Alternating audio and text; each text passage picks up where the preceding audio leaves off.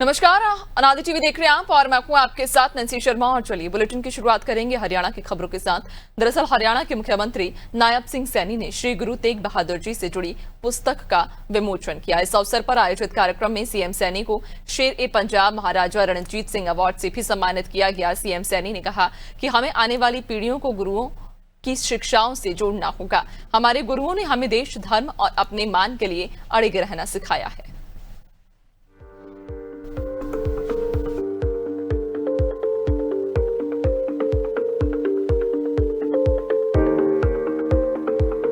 एक ऐसा नाम है गुरु तेग बहादुर जी का, ये भारत के इतिहास में एक ऐसा नाम है जिन्होंने मानवता की रक्षा और धर्म की स्वतंत्रता के लिए अपने प्राण तक न्यौछावर कर दिए हैं। हम सब जानते हैं, हम सबको उस इतिहास के बारे में मालूम है।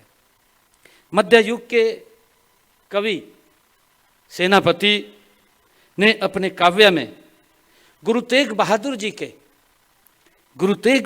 के विराट व्यक्तित्व और सृष्टि के संरक्षक के रूप में उसको स्मरण किया है। हम जानते हैं कि उन्होंने कहा है, अपने शब्दों में कहा है कि प्रकट भयो गुरु तेग बहादुर, प्रकट भयो गुरु तेग बहादुर, सकल सृष्टि पे ढापी चादर।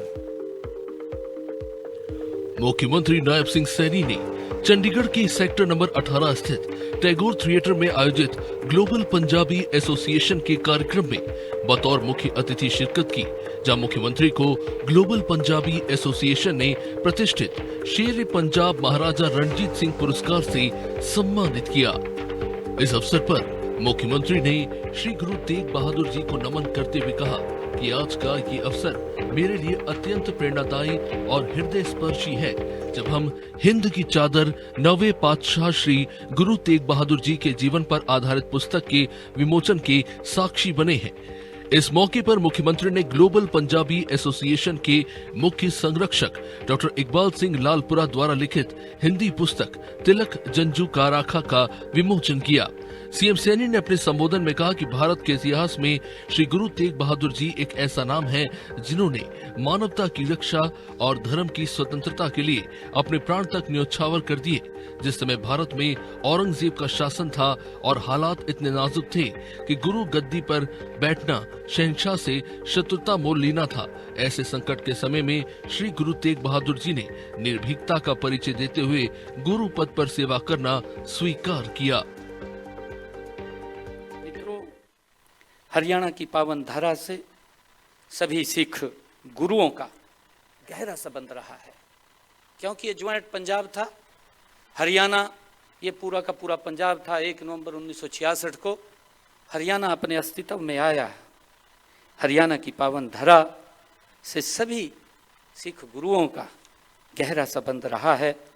जहाँ जहाँ वो पधारे हैं, मुझे खुशी है हरियाणा के जिस पवित्र भूमि के ऊपर गुरुओं के चरण कमल पड़े हैं, ऐसे 30 से अधिक स्थानों पर उनकी याद में गुरु घर स्थापित हैं।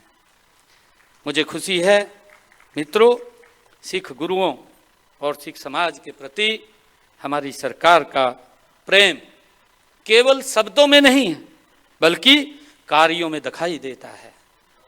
मित्रों, देश के यशस्वी प्रधानमंत्री आदरणीय नरेंद्र मोदी जी ने सिख समाज के योगदान के प्रति बार बार अपनी कृतज्ञता व्यक्त की है।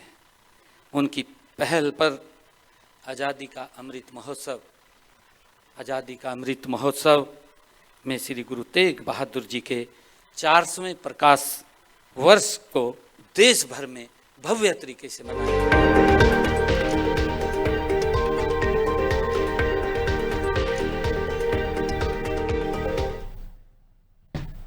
और हरियाणा के मुख्यमंत्री नायब सिंह सैनी ने हाउसिंग बोर्ड के विलय को हरी झंडी दे दी है। हरियाणा सरकार की रविवार को हुई कैबिनेट मीटिंग में हरियाणा हाउसिंग बोर्ड के विलय का फैसला लिया गया।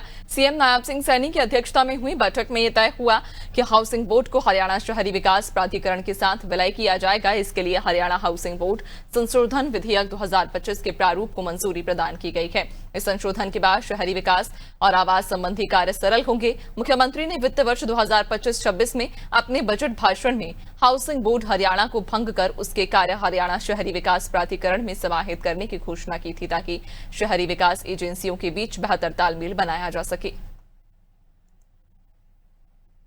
तो हाउसिंग बोर्ड के विलय को आखिरकार कैबिनेट की बैठक में मंजूरी मिल गई है। आपको बता दें कि शहरी विकास और आवास संबंधी कार्य अब इसके बाद और भी सरल होंगे।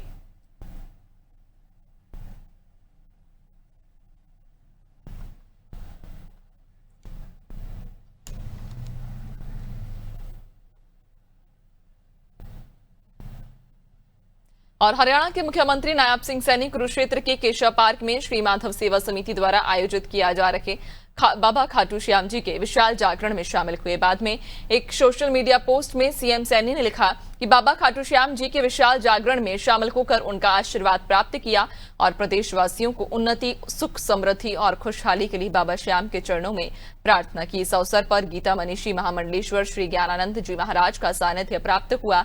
भव्य आयोजन के सभी आयोजकों को हृदय से साधुवाद और शुभकामनाएं। तो बाबा खाटू श्याम जी के जागरण में सीएम नायब सिंह सैनी शामिल हुए और उन्होंने यहां प्रदेशवासियों की उन्नति के लिए बाबा से प्रार्थना भी की।